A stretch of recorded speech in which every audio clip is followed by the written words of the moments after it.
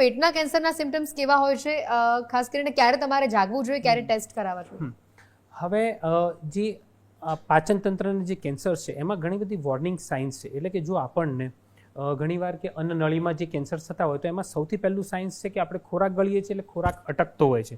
એટલે જો મોટી ઉંમરના લોકોમાં જો ખોરાક અટકવાની શરૂઆત થાય તો સૌથી પહેલાં એમને ચેક કરાવી લેવું જરૂરી છે અને અવગણવાની કરીએ તો પછી ધીમે ધીમે એ કેન્સર આગળ વધતું જાય છે. જેમ આપણે હોજરીની વાત કરીએ તો હોજરીના અંદર જ્યારે કેન્સર થાય છે ત્યારે પેશન્ટને ઉલટી થવાનું થાય, ભૂખ ઓછી લાગે, થોડુંક પણ ખાય ત્યારે એકદમ પેટ ભરાઈ જાય, ઘણીવાર લોકોને લોહીની ઉલટી પણ થવી, આ બધા પ્રોબ્લેમ્સ થતા હોય છે. અને ઘણીવાર એનિમિયા એટલે વારંવાર બ્લડ લોસ થવો, ઘણીવાર પેશન્ટને ખબર નથી હોતી કે એમને ઝાડામાં લોહી જાય છે પણ એ લોહી આંતરડામાંથી કાં તો હોજરીમાંથી ગમે ત્યાંથી જઈ શકતું હોય છે અને વારંવાર એમને લોહી ચડાવવું પડતું હોય છે.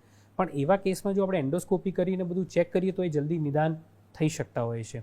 પછી આપણે જે સ્વાદુપિંડના કેન્સર્સની વાત કરીએ તો સ્વાદુપિંડમાં કેન્સરમાં જ્યારે પેશન્ટને ઓલ્ડ એજ હોય અને જ્યારે જોન્ડિસ એટલે પીળીઓ થવાની શરૂઆત થાય તો એ પેશન્ટોએ ડેફિનેટલી ચેક કરાવવું જોઈએ. અને જો ઝાડાના માર્ગે જો બ્લીડિંગ થતું હોય, વારંવાર બ્લીડિંગ થયા કરે, અકાળે તમને કોઈપણ કારણ વગર જો વજનમાં ઘટાડો થવો, એટલે કે લાસ્ટ આપણે કહીએ કે પેશન્ટ આવે અમે પૂછીએ તો કે સર છેલ્લા 6 મહિનામાં અમનું 10 થી 15 કિલો વજન ઘટી ગયું છે. તો જો આવું કોઈ પણ કારણ વગર જો વજનમાં ઘટાડો થવો, કાં તો એમને ભૂખ જ નથી લાગતી, ખાવાની ઈચ્છા જ નથી થતી, જો આ બધા સિમ્ટમ્સ હોય તો આપણે ડેફિનેટલી એને એટ ધ અર્લીએસ્ટ આપણા ફિઝિશિયન જોડે ચેકઅપ કરાવી લેવું ખાસ જરૂરી છે. બિલકુલ.